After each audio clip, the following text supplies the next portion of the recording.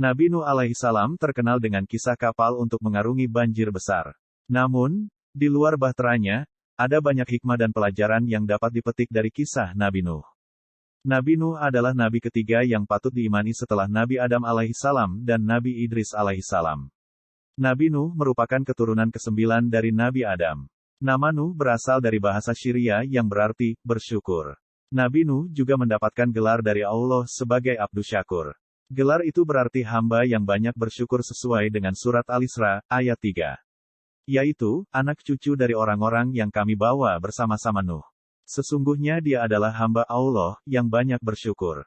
Nabi Nuh juga masuk dalam Rasul Ulul Azmi, yaitu Rasul dengan ketabahan dan keteguhan hati yang luar biasa.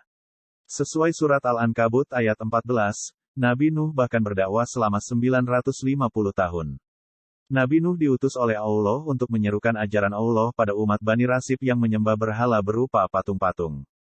Kezaliman di masa itu juga tengah meningkat pesat. Dengan kesabaran, Nabi Nuh mulai berdakwah kepada umatnya. Dia mengajarkan untuk menyembah Allah, meninggalkan maksiat, dan berbuat kebaikan. Namun, bukannya menurut, kaum Nabi Nuh tetap saja tak percaya dengan ajaran dan peringatan yang disampaikan. Kaum Bani Rasib bahkan tak percaya bahwa Nabi Nuh merupakan seorang rasul. Menurut riwayat, jumlah pengikut Nabi Nuh AS tidak lebih dari 80 orang. Para pengikut Nabi Nuh alaihissalam tersebut terdiri dari orang-orang miskin dan lemah. Tapi, Nabi Nuh tak patah arang. Ia tetap melanjutkan dakwah meski menerima banyak celaan. Setiap kali Nabi Nuh berdakwah, mereka justru memasukkan anak jarinya ke telinga dan menutup wajahnya dengan pakaian tanda penolakan. Kisah perjuangan Nabi Nuh ini terdapat dalam surat Nuh ayat 1-12. Pengikut Nabi Nuh bahkan sampai diusir oleh para penguasa dan orang-orang kaya di masa itu. Kaum Nabi Nuh juga menantang Nuh untuk mendatangkan azab yang selalu disampaikan oleh Nuh. Mereka berkata, "Hai Nuh, sesungguhnya kamu telah berbantah dengan kami, dan kamu telah memperpanjang bantahanmu terhadap kami, maka datangkanlah kepada kami azab yang kamu ancamkan kepada kami, jika kamu termasuk orang-orang yang benar." Nuh lalu menjawab bahwa azab itu hanya bisa didatangkan oleh Allah. Allah lalu meminta Nabi Nuh untuk tidak bersedih dan tetap teguh pada pendirian. Nabi Nuh lalu berdoa agar Allah memberi hukuman pada orang-orang kafir tersebut. Allah lantas memerintahkan Nabi Nuh untuk membuat sebuah bahtera berupa kapal besar untuk mengangkut orang yang beriman beserta sepasang hewan. Allah menyebut orang-orang kafir itu akan ditenggelamkan.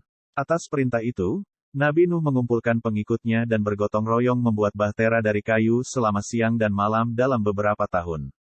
Kerja keras Nabi Nuh ini juga mendapat cemooh dari orang-orang yang tercela. Setelah bahtera itu dibuat dan tanda banjir besar bakal datang, Nuh memerintahkan pengikutnya untuk naik ke kapal. Perlahan, air bah pun mulai menggenang menenggelamkan daratan. Maka kami selamatkan Nuh dan orang-orang yang besertanya di dalam kapal yang penuh muatan. Kemudian sesudah itu kami tenggelamkan orang-orang yang tinggal, bunyi terjemahan surat Asy-Syu'ara ayat 119-120. Dalam orang-orang yang ditenggelamkan itu, termasuk putra sulung Nabi Nuh, Kanan dan istrinya yang durhaka.